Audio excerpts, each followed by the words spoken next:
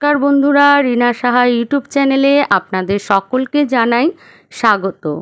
আজকে বন্ধুরা আমি একদম নতুন একটি ষষ্ঠী নিয়ে আলোচনা করব। এইটিকে মেদিনীপুর, পূর্ব মেদিনীপুর, পশ্চিম মেদিনীপুরে বলা হয় কোন ষষ্ঠী পুজো। ভাদ্র মাসের শুক্ল ষষ্ঠী তিথিতে দক্ষিণ পশ্চিম সীমান্তে বাংলার স্বরদেশী ষষ্ঠী বা ষষ্ঠী বুড়ির পুজো বা কোন ষষ্ঠী নামে খ্যাত। আগামী সোমবার 9ই সেপ্টেম্বর 2024 বাংলার 23শে ভাদ্র 1431 ভাদ্র মাসের শুক্লা ষষ্ঠী তিথিতে দক্ষিণ পশ্চিমে সীমান্তে বাংলার স্বরদেশী ষষ্ঠী বা ষষ্ঠী বুড়ি এবং কোন ষষ্ঠী হিসাবে পরিচিত এই ষষ্ঠী পুজো। বন্ধুরা, এই দিন আপনারা অবশ্যই মা ষষ্ঠীর পুজো করবেন। আপনারা বাড়ির বা ঘরের উত্তর পূর্ব কোণে এই ষষ্ঠী পুজো করতে হবে, অর্থাৎ ঈশান কোণে। তাই এই মা ষষ্ঠীর পুজোকে কোন ষষ্ঠী নামে পরিচিত। তবে বন্ধুরা, আপনারা এই দিন অবশ্যই ঘর দুয়ার ভালো করে পরিষ্কার পরিচ্ছন্ন করে নেবেন এবং বাড়িতে গঙ্গা জল ছিটিয়ে নেবেন এবং এই ষষ্ঠী পুজোর দিন কোনোভাবেই মাছ, মাংস, ডিম গ্রহণ করবেন না, নিরামিষ গ্রহণ করবেন। তবে বন্ধুরা, আপনারা হয়তো অনেকেই জানেন না এই ষষ্ঠী ব্রত সম্বন্ধে। এই কোন ষষ্ঠী পুজো করলে আপনার বাচ্চার ও পরিবারের কল্যাণ হবে। আপনারা সকলেই জানেন মা ষষ্ঠীর অন্য রূপের পুজো অন্য নামে। দক্ষিণ পশ্চিম সীমান্তে বাংলার পৌরাণিক দেবীদের মধ্যে মা ষষ্ঠী অন্যতম। শিশুর কল্যাণার্থে পশ্চিম ও পূর্ব মেদিনীপুর জেলার দক্ষিণ সীমান্ত অঞ্চলে এই দেবীর লৌকিক আচারে পরিণত হয়েছে এবং বর্তমানে ও দেবী ষষ্ঠীর আরাধনায় ব্রত উপবাস রাখেন সন্তান মঙ্গলকারী মায়েরা।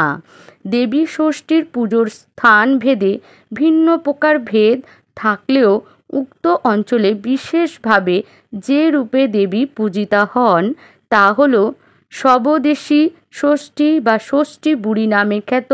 পশ্চিম মেদিনীপুরের অন্যত্র অন্য রূপে দেবী পূজিতা হন তা হল মন্থন ষষ্ঠী, আতুর ষষ্ঠী, কোন ষষ্ঠী, ছত্র ষষ্ঠী, ষাট ষষ্ঠী, জল ষষ্ঠী প্রভৃতি নামে মা ষষ্ঠীর পুজো হয়ে থাকে। ব্রহ্মবৈবর্ত পুরাণ থেকে জানা গেছে দেবী ষষ্ঠী হলেন সন্তান দাত্রী দেবী। দেবী ষষ্ঠী শিশুদের রোগের প্রকোপ থেকে রক্ষা করে থাকেন এবং সদ্যোজাতকের মঙ্গল করেন। ভাদ্র মাসের শুক্লা ষষ্ঠী তিথিতে এই কোন ষষ্ঠী পুজো করা হয়। এই কোন ষষ্ঠী পুজোতে যে সমস্ত সামগ্রী দেওয়া হয় তার মধ্যে প্রধান হলো মন্থন দণ্ড। এটি হলো একটি সরু বাঁশের কঞ্চির মতো বা লাঠি, মধ্যে তাল পাতা, বাঁশ পাতা, কচু পাতা, কেয়া পাতা প্রভৃতি একসঙ্গে বাঁধা থাকে। বন্ধুরা, আপনারা যারা এই গাছগুলি পাবেন না তারা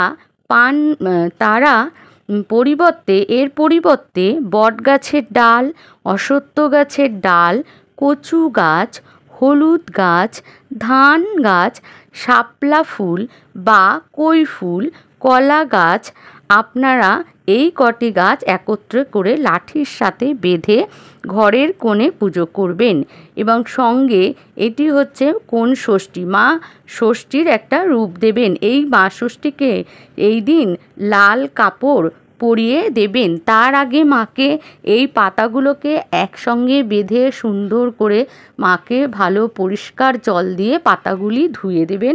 তার মানে হচ্ছে মাকে স্নান করিয়ে দেবেন। তারপরে মাকে একটি লাল সুন্দর বস্ত্র পরিধান করিয়ে দেবেন।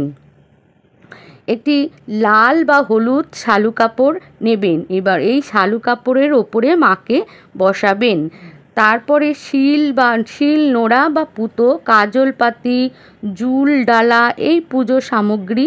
এছাড়া আপনারা দেবেন চাল বাটা এবং হলুদ বাটা গুলে জলের মায়ের গায়ে ছিটিয়ে দেবেন এবং মায়ের নামে একটি আলপনা অঙ্কন করে নেবেন, সেটা দেবেন। তারপর এই গাছের একটি দেবেন মা ষষ্ঠীর উদ্দেশ্যে। কুমকুম চন্দন পরিয়ে দেবেন মাকে। ভোগ প্রসাদ হিসাবে গুড়ের মুড়কি বা উপড়া এর সাথে মাকে নিবেদন করবেন। চাল ভাজা, ফল মূল, নারকেল নাড়ু, আতপ চাল ও সবজি ভোজ্য হিসাবে দান করবেন এবং আপনার সাধ্য মতন নিবেদন করবেন, দক্ষিণা নিবেদন করবেন এবং নৈবেদ্য দেবেন। মা ষষ্ঠীর পুজো আরতি করে নেবেন। ধূপ প্রদীপ ফুল, মাকে লাল ফুল নিবেদন করবেন, জবা ফুল বা রক্তজবা। এই দিন আপনারা বাচ্চাদের প্রসাদ বিতরণ করবেন এবং বাড়িতে আসা কোনো প্রাণীর সাথে খারাপ ব্যবহার করবেন না, কোনো পশু পাখিকে মারবেন না, তাহলে মা ষষ্ঠী রুষ্ট হবেন। বিশেষ করে বিড়াল কুকুরকে মারবেন না। এইভাবেই মায়ের পুজো করে নেবেন। সংসারে আসবে সুখ ও শান্তি এবং আপনার বাচ্চার মঙ্গল করবেন মা ষষ্ঠী দেবী। জয় মা ষষ্ঠী, জয় মা ষষ্ঠী, জয় মা।